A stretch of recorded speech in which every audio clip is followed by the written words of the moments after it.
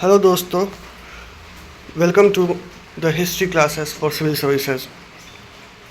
हम मध्यकालीन भारत में चैप्टर 2 हर्षोत्तर भारत कर रहे थे। हर्षोत्तर भारत चैप्टर का हमने पार्ट 1 पिछली वीडियो में देखा था। अब हम आगे हर्षोत्तर भारत में पार्ट 2 देखेंगे। पार्ट 1 में हमने राष्ट्रकूट के राजनीतिक इतिहास तक देखा था। उसके आगे हम इस वीडियो में चर्चा करेंगे। राष्ट्रकूटों का सांस्कृतिक इतिहास, सांस्कृतिक योगदान क्या रहा। राष्ट्रकूट शासक अधिकतर शैव धर्म मतावलंबित है, परंतु अन्य संप्रदायों के प्रति सहिष्णुतापूर्ण व्यवहार रखे। जैन व अरब मुसलमान के प्रति भी सौहार्दपूर्ण बने रहे। राष्ट्रकूट शासक अमोघ वर्ष जैन धर्म का अनुयायी बन गया था। यह एक अच्छा कवि था। इसकी रचना कवि राजमार्ग प्रसिद्ध है। इसी के संरक्षण में गुरु जिनसेन ने हरिवंश नामक रचना लिखी। कला के क्षेत्र में राष्ट्रकूट ने पल्लवों से प्रेरणा ली थी और इसे अधिक उन्नत रूप दिया।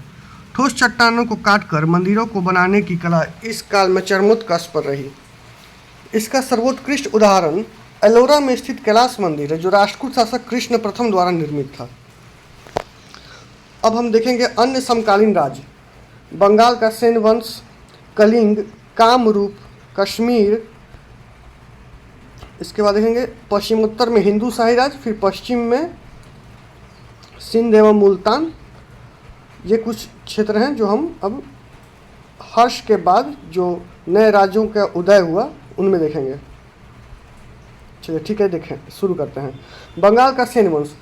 पाल वंश के पतन के बाद बंगाल में सेन वंश का उदय हुआ। इस वंश का संस्थापक सामंत सेन था। इसकी राजधानी राढ़ थी। हेमंत सेन ने क्षेत्र विस्तार की नीति अपनाई। इसके बाद अगला शासक हुआ विजय सेन। इसने सैनिक अभियान तथा वैवाहिक नीति के तहत क्षेत्र का विस्तार किया। विजय सेन ने गौड़ तथा पूर्वी बंगाल के साथ मिथिला, मगध तथा कन्नौज को भी जीता। अगला शासक वल्लभ सेन हुआ। इसने मिथिला व उत्तरी बिहार पर क्षेत्र विस्तार किया। सेन वंश का शासक लक्ष्मण सेन 1178 से 1205 तक तुर्कों के आक्रमण से अपनी रक्षा न कर सका और बख्तियार खलजी ने 1202 के लगभग सेन वंश से बंगाल जीत लिया। दूसरा नंबर है कलिंग। 8वीं शताब्दी में पूर्वी गंग शासकों ने कलिंग में सत्ता ग्रहण की। इस क्षेत्र में कामरूप के शासक श्रीहर्ष और पुनः चालुक्य शासक विजयादित्य और चोल शासक राजेंद्र के अभियानों के कारण राज्य कभी संगठित नहीं हो सका। तुर्कों द्वारा भी इस क्षेत्र जाजनगर में अभियान हुए, जिसमें फिरोज शाह के 2 अभियान विशेष रूप से चर्चित हैं। अगला क्षेत्र है कामरूप। ये कामरूप वर्तमान असम के आसपास का क्षेत्र था। कामरूप के संबंध में पहला महत्वपूर्ण साक्ष्य उत्तर गुप्तकालीन शासक महासेन गुप्त द्वारा वहां के राजा सुस्थित वर्मन को पराजित करने के संदर्भ में मिलता है। उसके उत्तराधिकारी भास्कर वर्मन के हर्ष के साथ मैत्रीपूर्ण संबंध रहे। संभवतः इस राज्य पर चालुक्य शासक विक्रमादित्य चतुर्थ ने भी चढ़ाई की थी। देवपाल के काल में भी अभियान हुए। कामरूप पर 1205 में बख्तियार खलजी ने भी चढ़ाई की थी, पर वह असफल रहा। तुर्क सत्ता से यह सर्वथा मुक्त ही रहा। जो असम का क्षेत्र था कामरूप, वहां तक तुर्क सत्ता स्थापित न हो सकी। चौथा राज्य रहा कश्मीर। हर्षवर्धन की मृत्यु के लगभग 100 साल बाद कश्मीर का शासक ललित मुक्तापीड़ होता है। उसने कन्नौज के शासक यशोवर्मन को हराया और काबुल तक विजय प्राप्त करके अपने राज्य को सुदृढ़ बनाया। उसने व्यापार को प्रोत्साहन दिया तथा इस हेतु चीन के सम्राट के पास अपना दूत भेजा।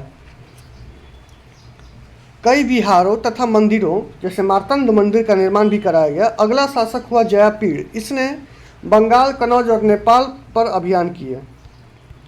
9वीं शताब्दी में उत्पल वंश, कश्मीर में ही 9वीं शताब्दी में उत्पल वंश का उदय होता है, जिसका संस्थापक अवंती वर्मन था। अवंती वर्मन का शासनकाल शांतिपूर्ण रहा। जब किसी शासक का शासन साम्राज्य शांति के दौर से गुजरता है तो वहाँ बहुत सारी उपलब्धियाँ निकल के आती हैं। कृषि का विकास होता है, सिंचाई सुविधाएं लाई गई, नगर बसाए गए, ललित कलाओं को प्रश्रय दिया गया। अवंती वर्मन उत्पल वंश का शासक था। अवंती वर्मन का उत्तराधिकारी हुआ शंकर वर्मन। इसने पंजाब और उत्तरी गुजरात तक साम्राज्य विस्तार किया। शंकर वर्मन से उसकी प्रजा संतुष्ट नहीं थी। कारण था इसने कर को अत्यधिक बढ़ा दिया। शंकर वर्मन को गृह नीति उत्पीड़क के रूप में जानते हैं, क्योंकि इसने कर अत्यधिक बढ़ा दिया था। इससे जनता में यानी प्रजा में असंतोष की भावना फैल चुकी थी। इसका उत्तराधिकारी गोपाल वर्मन हुआ। इसके समय आंतरिक कलह रहा और आंतरिक कलह रहा था पतन की ओर ये शासन चला गया। उत्पल वंश कश्मीर का पतनोन्मुख हो गया। इसके बाद क्षेमगुप्त का शासन रहा, परंतु वास्तविक सत्ता इसकी पत्नी दिद्दा के हाथ में रही और दिद्दा की मृत्यु लगभग 1000 AD में हो गई। अब देखते हैं पश्चिमोत्तर राज, पश्चिमोत्तर के हिंदू शाही राज।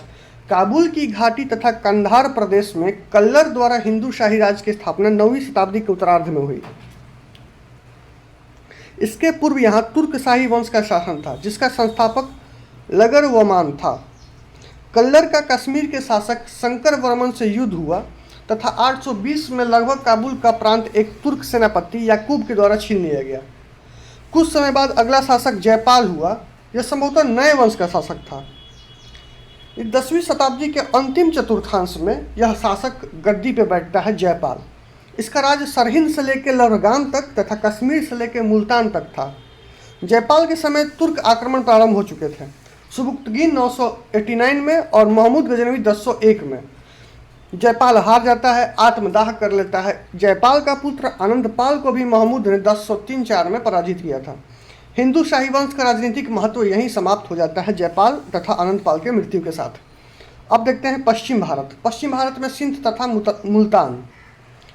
874 तक यह क्षेत्र अरब प्रभाव से मुक्त होने के बाद भारतीय मूल के मुस्लिम शासकों ने सत्ता ग्रहण कर ली। सिंध में इस्माइली मुसलमान और मुल्तान में करामीता मुसलमान। महमूद के आक्रमण के समय मुल्तान का शासक फतह उद दाऊद था, जो पराजित हुआ।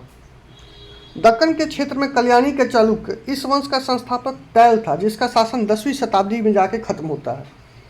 इस वंश की शक्ति को जयसिंह द्वितीय जगदे कमल ने सुदृढ़ता प्रदान की। जय सिंह द्वितीय के उत्तराधिकारी सोमेश्वर ने मालवा पर चढ़ाई कर धार और मांडू नगरों को लूटा। उसने कोप्पम के युद्ध में चोल शासक राजा धीराज को भी पराजित किया। बिल्हण की एक रचना है विक्रमांग देवचरित। विक्रमांग देवचरित के अनुसार उसने कांची पर भी चढ़ाई की थी। 1068 में सोमेश्वर द्वितीय जो मालवा के जयसिंह से संघर्षरत रहा और इसके बाद अगला शासक हुआ जो सबसे प्रतापी शासक था, विक्रमादित्य षष्ठम। इसके समय चालुक्य विक्रम संवत चलाया गया। विक्रमादित्य षष्ठम ने चोल राजकुमारी से विवाह किया था। विक्रमादित्य षष्ठम के समय इसके दरबार में विज्ञानेश्वर विद्वान हुआ करता था, जिसने मिताक्षर नाम की ग्रंथ की रचना की थी। विज्ञानेश्वर ने मिताक्षर नाम की रचना की थी। अब अगला महत्वपूर्ण टॉपिक है पूर्व मध्यकाल में राजपूतों का उद्भव। इनसे संबंधित 6 अवधारणाएं हैं, इनके उद्भव से संबंधित, इनके ओरिजिन को लेकर जो डिबेट है, और जो आज सर्वमान्य मत है वो क्या है वो भी देखेंगे। फिर राजपूत की हम राजनीतिक इतिहास के बाद सामाजिक और अर्थव्यवस्था को देखेंगे कि इनकी सामाजिक व्यवस्था, सामाजिक ढांचा क्या थी और अर्थव्यवस्था क्या थी।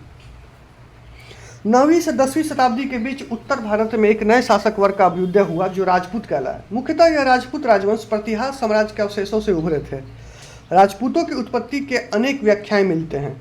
विभिन्न राजपूत शासकों के अभिलेखों, प्रशस्तियों, दरबारी कवियों की रचनाओं में दावा किया गया है कि राजपूत शासक प्राचीन कालीन क्षत्रिय के वंशज हैं। संस्कृत में राजपुत्र या राजपूत शब्द का उपयोग अर्थशास्त्र, हर्षचरित आदि में मिलता है, लेकिन यह व्यक्ति के संदर्भ में है, ना कि किसी जाति या समूह के संदर्भ में। सामूहिक रूप से इस शब्द का उपयोग 8वीं शताब्दी में चचनामा में मिलता है, जहां दाहिर की सेना में घुड़सवारों की एक विशेष दल की चर्चा मिलती है। घुड़सवारों के इस विशेष दल के लिए एक शब्द इस्तेमाल किया गया है, अबनाए मुलुक, जिसे राजा के पुत्र कहते हैं। राजपूत के उत्पत्ति से 6 प्रमुख अवधारणाएं हैं जो निम्न हैं। विदेशी मूल की अवधारणा, अग्निकुल का मिथक, जनजातीय मूल की अवधारणा, क्षत्रिय मूल की अवधारणा, जातियों की गतिशीलता की अवधारणा तथा अंतिम है मिश्रित मूल की अवधारणा। शुरू करते हैं पहला विदेशी मूल की अवधारणा। कुछ इतिहासकार हैं जैसे टोड हैं, क्रूक हैं, राजपूतों को विदेशी आक्रमणकारी शक यानी सीथियन के वंशज के रूप में देखते हैं, क्योंकि इनके संस्कार व कर्मकांड एक दूसरे से काफ़ी मिलते हैं। गुप्त साम्राज्य के पतन के काल में कई मध्य एशियाई जनजातियां उतरी और मध्य भारत में आकर बस गई, यथा पंजाब में, राजस्थान में और गंगे घाटी में। तो जो इतिहासकार टूड और क्रूक है, ये इन्हें शक यानी सीथियन के वंशज के रूप में देखते हैं, जिससे कि ये साबित करते हैं इनके मूल को विदेशी मूल के रूप में। दूसरा, अग्निकुल का मिथक। अग्निकुल का मिथक हमें हर्षचरित में देखने को मिलता है। इसकी चर्चा हर्षचरित में मिलती है। हर्षचरित में यह वर्णन मिलता है कि आबू पर्वत, जो राजस्थान में अरावली पर्वत है, उसका जो ऊंचा बिंदु है आबू पर्वत, गुरु शिखर, उसके निकट ऋषि वशिष्ठ ने एक यज्ञ का अनुष्ठान किया। चर्चा मिलती है दो तरीके से कि यज्ञ करने के दो कारण थे। पहला कारण था विश्वामित्र ने इनकी कामधेनु गाय ले ली थी, ये एक कारण था जिसकी चर्चा मिलती है। और दूसरे कारण की चर्चा मिलती है विश्वामित्र, अगस्त ऋषि व अन्य ऋषियों के यज्ञ में राक्षसों के द्वारा विरोध या बाधाएं पहुंचाई जा रही थी। इस क्रम में इन्होंने यज्ञ से 4 योद्धा को अग्निकुंड से उत्पन्न किया। वो 4 योद्धा कौन कौन थे? प्रतिहार, चौहान, परमार और सोलंकी। अग्निकुंड का यह मिथक इस ओर भी इंगित करता है कि विदेशी या जनजातीय मूल के शासकों को हिंदू समाज में स्वीकृति और सम्मान पाने के लिए शुद्धिकरण की किसी प्रक्रिया यज्ञ से गुजरना पड़ा होगा। तीसरी अवधारणा है जनजातीय मूल की अवधारणा। गुप्त शासक समुद्रगुप्त के 8वीं राज्यों के विजय के बारे में ज्ञात है। समुद्रगुप्त के अभियान के बारे में हमें और आपको हमने पढ़ रखा है, इसके बारे में हमें जानकारी है। यह है कि इसने उत्तर भारत और दक्षिण भारत दोनों पे अभियान किया था। दक्षिण भारत को अभियान करने की नीति को हम इसके ग्रहण मोक्षानुग्रहण नीति के तरह रूप में जानते हैं। दक्षिण भारत के अभियानों के समय इसने 8वीं राज्यों पे भी अभियान किया था। 8वीं को जंगली प्रदेश हुआ करते थे जहाँ ट्राइबल्स थे, कबीलाई लोग थे। वही कबीलाई ट्राइबल्स लोग परवर्ती शासकों ने भी 8वीं राजाओं और सरदारों को अधीनस्थ बनाए रखा। धीरे धीरे इन्होंने अपनी सत्ता सुदृढ़ कर ली। शासक होने से ये भी क्षत्रिय कहलाए तथा गोंड, भील, मीना आदि इसी प्रकार राजपूत शासकों की श्रृंखला में शामिल हो गए। चौथी अवधारणा है क्षत्रिय मूल की अवधारणा। गौरी शंकर ओझा का मानना है कि इस संभावना को भी ध्यान में रखना चाहिए कि कुछ राजपूत राजवंश प्राचीन कालीन क्षत्रिय शासकों के वंशज रहे होंगे। वो इस आधार पर इस बात को कहते हैं कि रीति रिवाज, शारीरिक संरचना और अभिलेखों तथा प्रशस्तियों में पौराणिक सूर्यवंशी और चंद्रवंशी का उल्लेख मिलना उसका आधार बनता है। हालांकि इसके ठोस प्रमाण नहीं मिलते हैं। जातियों की गतिशीलता की अवधारणा। 5वीं अवधारणा है पूर्व मध्यकाल का आरंभिक चरण अस्थिरता व परिवर्तन का काल था। इस काल में जाति प्रथा में भी परिवर्तन आया। पूर्व काल में जिन ब्राह्मणों को भू अनुदान दिए गए थे उनमें से कई ने स्वतंत्र शासक के तौर पर सत्ता ग्रहण कर ली। अतः वर्ण व्यवस्था के अनुकूल उन्हें भी क्षत्रिय की स्थिति प्राप्त हुई। देखो, पूर्व मध्यकाल में आरंभिक चरण में अस्थिरता का परिवर्तन का काल तो था, इसमें नो डाउट है। जाति प्रथा में भी परिवर्तन आ रहे थे। हमें पता है कि पूर्व काल में ही ब्राह्मणों को, यानी सातवाहन के समय में ही ब्राह्मणों को या भू अनुदान देने की प्रथा प्रारंभ हो चुकी थी। ये पूर्व मध्यकाल में आते ये सुदृढ़ होने लगी। इसलिए जिन ब्राह्मणों को भू अनुदान दिए गए वो स्वतंत्र शासक के रूप में स्थापित होने लगे और वो राजपूतों के समकक्ष स्थापित होने लगे। इसलिए ब्रह्म क्षत्र का शब्द इसी प्रसंग में आता है। अंतिम अवधारणा है मिश्रित मूल की अवधारणा। उपरोक्त 5 अवधारणाओं के आधार पर, उपरोक्त विचारों और अन्य तथ्यों के आधार पर आज इतिहासकारों का यह मानना है कि राजपूत शासक वर्ग में सभी प्रकार की जातियां शामिल थीं। कुछ का मूल जातियों से जुड़ाव था। इनमें से कुछ विदेशी मूल के थे, कुछ प्राचीन क्षत्रिय और ब्राह्मणों से संबंधित थी। इनकी सामूहिक पहचान शासक वर्ग के रूप में 9वीं शताब्दी के उत्तरार्ध तक बन चुकी थी। अतः इन्हें राजपूत की संज्ञा दी गई तथा जाति प्रथा में इन्हें क्षत्रियों के समतुल्य रखा गया। ये राजपूतों से संबंधित, उनके उद्भव से संबंधित विवाद था और हम निष्कर्ष के रूप में देखते हैं कि आज जो सर्वमान्य मत है कि मिश्रित मूल की अवधारणा को सर्वमान्य माना गया है। अब हम देखते हैं प्रमुख राजपूत राज्य। ये पहला है प्रतिहार। 9वीं शताब्दी के प्रथम चतुर्थांश में अरबी यात्री अल मसूदी ने इनके राज्य के बारे में विवरण दिया है। अल मसूदी लिखता है कि वहाँ का शासक बावरा अत्यंत शक्तिशाली था। यह सिंध की अरब सेना से संघर्षरत थे। अंतिम चरण के दौरान राष्ट्रकूटों ने प्रतिहारों को पराजित किया। प्रतिहारों की शक्ति के प्रमुख केंद्र थे मंदसौर, उज्जैन, अवंती और कन्नौज। मंदसौर, उज्जैन, अवंती और कन्नौज। इनमें प्रमुख थे अहिलवाड़ के चालुक्य, जेजाभुक्ति के चंदेल, मालवा के परमार, डाहल के चेदी, शांकभरी के चौहान, ग्वालियर के कच्छ पदत्त और दक्षिण राजपूताना के गोहिल। प्रतिहार साम्राज्य का यह विघटन विजयपाल के शासनकाल में। प्रतिहारों का संघर्ष तुर्क शासक महमूद गजनवी के साथ भी हुआ।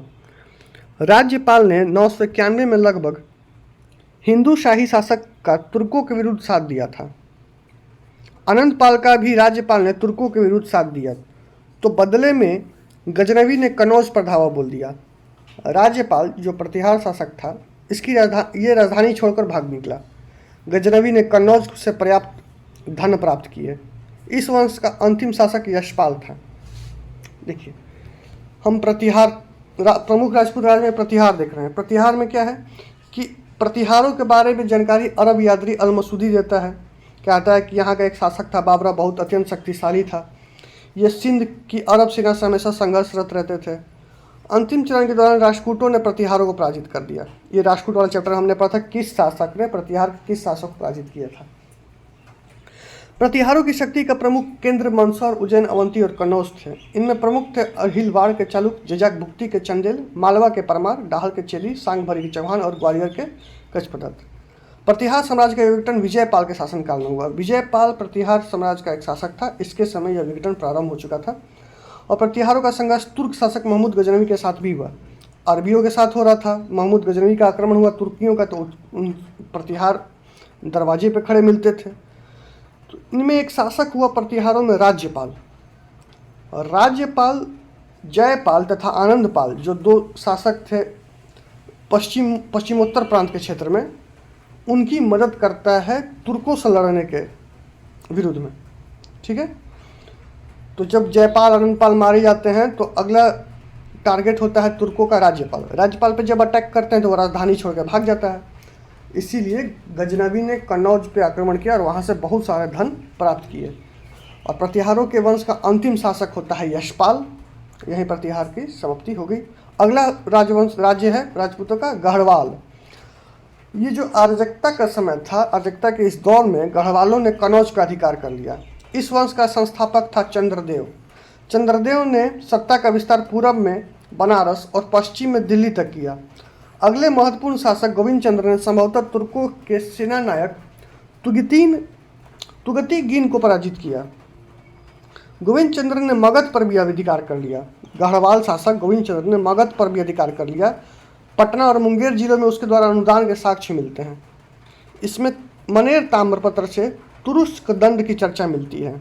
गोविंद चंद्र जो गढ़वाल शासक था वो कन्नौज पर अधिकार करता है, साथ ही मगध पर अधिकार करता है। पटना और मुंगेर वाले क्षेत्र में इसने अनुदान दिया था। और जो मनेर ताम्रपत्र है वहाँ के तुरुष्क दंड की चर्चा मिलती है। दंड मतलब कर। यह संभवतः विशिष्ट कर था जो किसानों से लिया जाता था ताकि तुर्कों के अभियानों से राज्य की रक्षा की जा सके। गोविंद चंद्र गढ़वाल शासक के शासनकाल में लक्ष्मीधर द्वारा कृत्य कलपत्रु की रचना की गई। यह उस समय का तत्कालीन समकालीन समय का विधि की जानकारी देती है। इसके बाद के उत्तराधिकारी में जयचंद शासक हुआ। गढ़वाल शासक जयचंद शासक हुआ जिसका संघर्ष पृथ्वीराज से और गौरी से हुआ। जयचंद ने श्रीहर्ष नामक विख्यात कवि को प्रश्रय दिया था जिसकी रचनाएं नौसंधीय चरित तथा खंड खांड थी। नौसंधीय चरित और खंड खांड दो महत्वपूर्ण पुस्तक है। ये प्रीलिम से पूछता है, हमेशा पूछता है। जयचंद ने श्रीहर्ष नामक विख्यात कवि को प्रश्रय दिया जिसकी रचनाएं नौसाद चरित और खंड खांड थी। अगला राजपूत राज्य है कलचुरी। संभवतः यह जनजातीय मूल का राजवंश था जिसने अपनी सत्ता चेदी यानी त्रिपुरी वर्तमान जबलपुर के समीप संगठित की। इनके शक्ति के अन्य केंद्र डाहल थे, गोरखपुर व तुमन थे। इस वंश का पहला महत्वपूर्ण शासक कोक्कल प्रथम हुआ। कोक्कल प्रथम ने साम्राज्यवादी नीति अपनाई, वैवाहिक संबंध तथा सैनिक अभियान दोनों के माध्यम से। कलचुरी शासक के श्रेणी में अगला शासक होता है गांगेय देव। इसका शासनकाल 1019 से 1041 रहा। इसने इलाहाबाद व बनारस तक अपने अधिकार स्थापित किए। इस वंश का सबसे महान शासक कर्ण हुआ जो गंगेय देव का पुत्र था, जिसने परमार और गुजरात के चालुक्यों को पराजित किया। लेकिन अपने शासन के अंतिम दिनों में यह भीम प्रथम नामक चालुक्य शासक जो अनिलवाड़ के चालुक्य थे उनके द्वारा पराजित हो गया। अगला राजपूत राज्य क्षेत्र है चंदेल। इनकी सत्ता का केंद्र बुंदेलखंड था। संभवतः यह जनजातीय मुल्क थे, संभवतः यह भी जनजातीय मुल्क थे तथा प्रारंभ में ये प्रतिहारों के अधीनस्थ सामंत थे। इस वंश का संस्थापक नन्नुक था। इसके पौत्र जेजा के नाम पर ही राज्य का नाम जेजाक भुक्ति कहा गया। जेजाक भुक्ति के चंदेल। हर्षदेव शक्ति विस्तार का आरंभ करता है तथा कलिंजर को भी जीतता है और हर्षदेव के बाद इसका उत्तराधिकारी धंग के शासनकाल में मालवा से यमुना नदी तक इस वंश का प्रभाव विस्तृत होता है।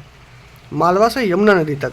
और इसके बाद धंग का जो पुत्र होता है गंड, गंड के समय में गजनवी ने 1023 में ग्वालियर व कलिंजर पर सफल अभियान भी किए।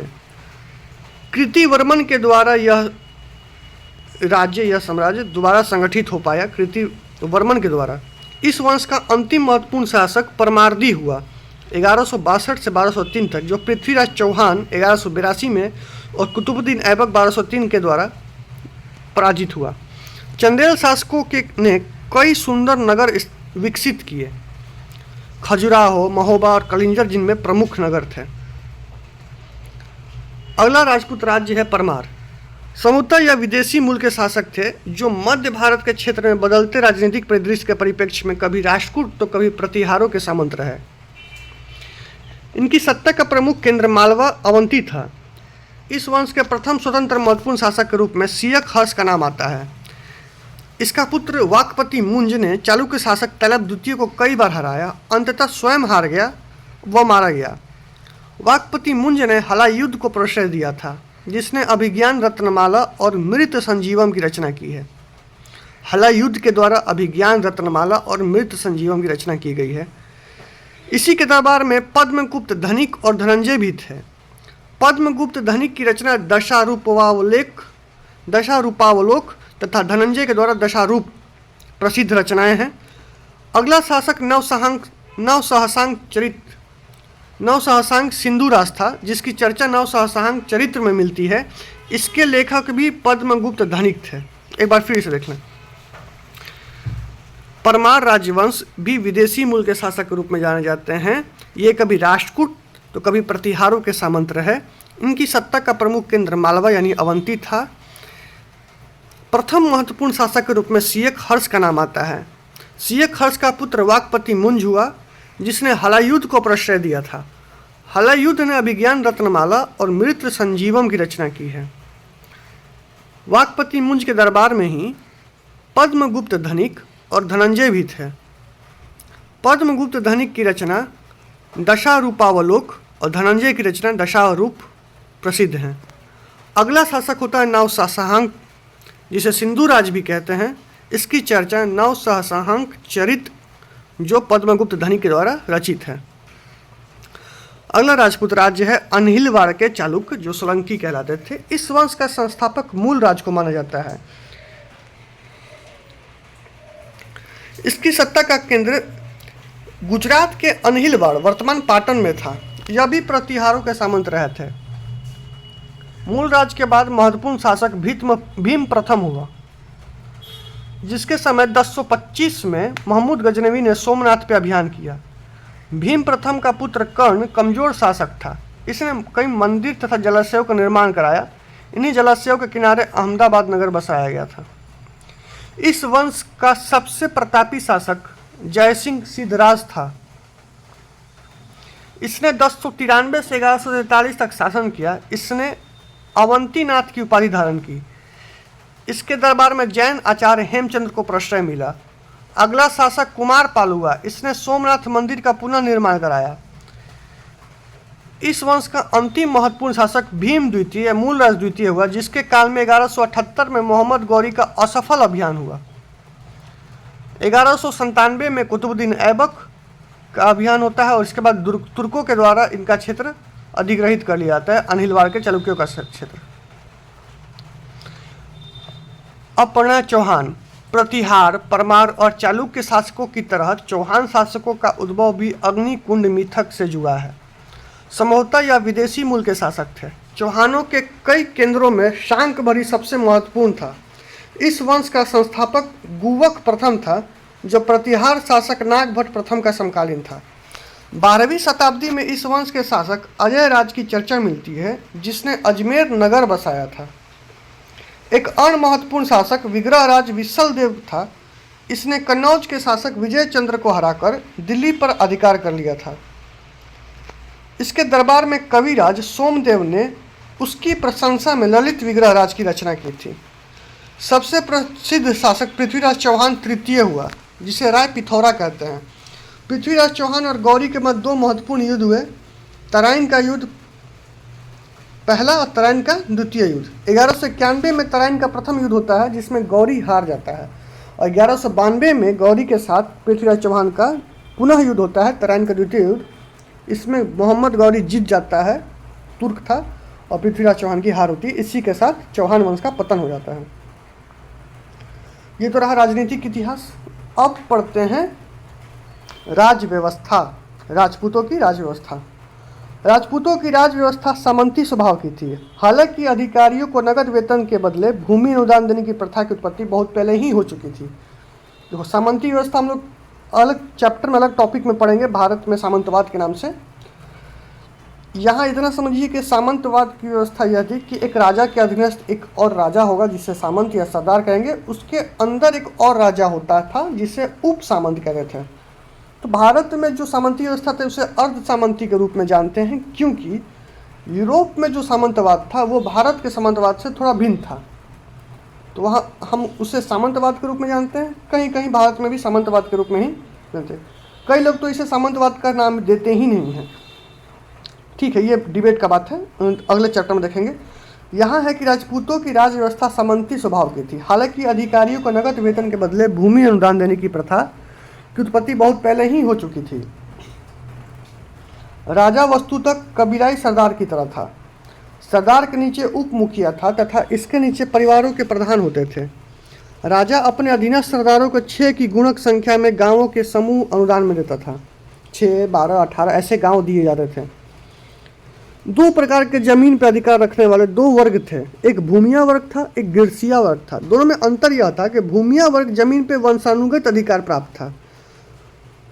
वे अपने स्वामी के अनुमति से पुनः अपनी जमीन को अपने अधीनस्थ सरदारों को बेच सकते थे, लेकिन गिरसिया वर्ग को ऐसा अधिकार प्राप्त नहीं था। सामंती व्यवस्था में हमारे यहाँ 2 वर्ग थे, भूमिया वर्ग और गिरसिया वर्ग। भूमिया वर्ग को उसके जमीन पे अनुवांशिक अधिकार, वंशानुगत अधिकार प्राप्त था।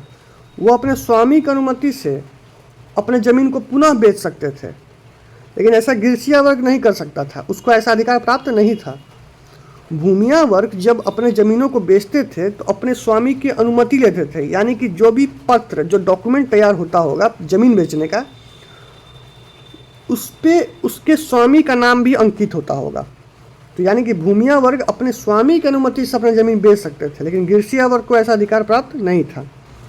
भूमिया वर्ग ही उप सामंत व्यवस्था का पुरोगामी रूप था, जिसकी चर्चा मैंने अभी की थी। कालांतर में इस सामंती व्यवस्था के सर्वोच्च कड़ी राजा व निम्नतम स्तर के सरदारों, ठाकुर, रावत के बीच संबंध कमजोर हो गया। इस राजनीतिक विघटन की प्रक्रिया ने न केवल राजपूत शासकों को कमजोर किया, बल्कि तुर्क आक्रमण से निपटने के मार्ग में एक बड़ी बाधा भी उत्पन्न हुई। अब देखते हैं राजपूतों की सामाजिक एवं आर्थिक जीवन। तो पहले देखते हैं राजपूतों के समाज। यद्यपि राजपूती समाज का गठन पारंपरिक हिंदू सामाजिक व्यवस्था के अनुरूप ही हुआ था, किंतु इसने अपने कुछ पृथक लक्षण भी विकसित किए। जाति व्यवस्था का पालन तो होता था, ब्राह्मणों को सर्वोच्च दर्जा भी प्राप्त था, किंतु क्षत्रियों को ब्राह्मणों के समकक्ष ही सामाजिक दर्जा प्राप्त था। ब्राह्मण क्षत्रिय बंधन काफ़ी मजबूत था। राजपूत समाज की एक प्रमुख विशेषता थी उसका गोत्रात्मक चरित्र। देखिए, राजपूत जो समाज था वो एक कबीलाई सरदारी समाज था। सरदारी समाज, कबीलाई समाज में प्रमुख विशेषता होती है गोत्र, वंश की। इसमें क्या होता है कि एक गोत्र के, एक वंश के, एक कबीलाई के सरदार आपस में भाईचारा बहुत मजबूत रखते थे, लेकिन दूसरी ओर विभिन्न वंशों में उनकी प्रतिद्वंदिता हमेशा लक्षित होती रहती थी, परिलक्षित होती रहती थी। तो राजपूत समाज की एक प्रमुख विशेषता थी उसकी गोत्रात्मक चरित्र। इससे एक ओर तो गोत्र यानी वंश में भाईचारा बढ़ता था, वहीं दूसरी ओर विभिन्न वंशों में परस्पर प्रतिद्वंदिता भी उत्पन्न होती थी। बारिश शुरू हो गई है, प्लीज़ इग्नोर करें उसको। राजपूत समाज में स्त्री अन्य सामंती समाजों की तरह राजपूत में भी स्त्रियों की स्थिति निम्न स्तर की थी। यहाँ इनकी स्थिति ठीक नहीं रही क्योंकि यहाँ समाज में वैश्यावृत्ति, बहुविवाह, सती प्रथा व जौहर का प्रचलन था। समाज में दास प्रथा का भी प्रचलन था। राजपूतों का आर्थिक जीवन, अंतिम बिंदु है। राजपूतों के राज्यों का आधार कृषि था। सिद्धांत में भूमि पर सारे कबीले का अधिकार था। इस कारण से राजा को उन्हें अपने नातेदार व संबंधियों में बांटना आवश्यक था। इसका लाभ यह हुआ कि संबंधों को बल मिला तथा प्रशासनिक सुविधा हुई। हानि यह हुआ कि इस प्रकार सामंती आधार पर विशेषाधिकारों और दायित्वों का एक पदानुक्रम हायरार्कियल पैटर्न बन गया। इस कारण व्यापार की संभावनाएं प्रभावित हुई और नगरों का पतन भी हुआ। अतः राजपूतों का आर्थिक जीवन कृषि पर ही आधारित रहा। नगरीय जीवन या तो सैनिक शिविर, स्कंधावर में या तो तीर्थ स्थलों तक ही सीमित रह गया। इससे क्या हुआ कि मार्केट क्लोज हो गई, जो क्लोज्ड इकोनॉमी बोलते हैं ना, वो क्लोज्ड इकोनॉमी होगी, बंद अर्थव्यवस्था के रूप में विकसित होने लगी। निष्कर्ष के रूप में हम देखें तो हर्षोत्तर भारत इस प्रकार 5 मुख्य घटनाओं का साक्षी रहा। पहला टॉपिक जो हमने पढ़ा था, कन्नौज की वर्चस्व की लड़ाई, त्रिपक्षीय संघर्ष जिसमें अंतिम रूप से प्रतिहार विजयी हुए। फिर प्रतिहार, राष्ट्रकूटों और पालों के पतन के बाद राजपूतों के अधीन विकेंद्रीकृत सत्ता, सामंती व्यवस्था का उदय हुआ। कृषि प्रधानता, नगरीय व्यापार का ह्रास हुआ, कृषि प्रधानता हुआ, क्लोज्ड इकोनॉमी होने लगी, बंद अर्थव्यवस्था सामने आई। एक नए शासक वर्ग तुर्कों का भारत पर प्रादुर्भाव हुआ और सुदूर दक्षिण में चोल साम्राज्य का गठन हुआ, जो हमारा अगला टॉपिक होगा। अगले कुछ टॉपिक्स में सामंती व्यवस्था पढ़ने के बाद फिर चोल साम्राज्य की ओर पढ़ेंगे। तो ये हमारा टॉपिक कंप्लीट होता है कंप्लीट रूप से हर्षोत्तर भारत चैप्टर 2 लेक्चर नंबर 3 और हर्षोत्तर भारत का भाग 2। ठीक है, तो आप इसे एक बार और अपने से देख लें और हो सके तो नोट्स बना लें और अपने दोस्तों में शेयर करें, सब्सक्राइब करें चैनल को, जितना हो सके इसको शेयर करें। Thank you. अगले लेक्चर में मिलते हैं जल्दी।